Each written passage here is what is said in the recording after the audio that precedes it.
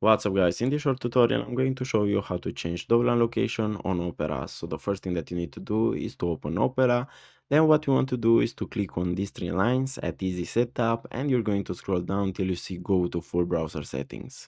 Now what we want to do is to scroll down again till you see advanced, and now we want to scroll down till we see Dovlans.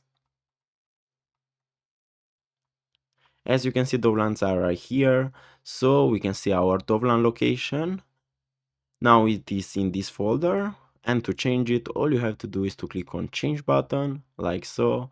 Then what you want to do here is to choose the next folder for your Dovlan location for Opera. Then after you selected your folder, all you have to do is to click on select folder, and as simple as this, you just change Opera Dovlan location. So guys, this was the tutorial. Thanks for watching, and don't forget to leave a like and subscribe to the channel.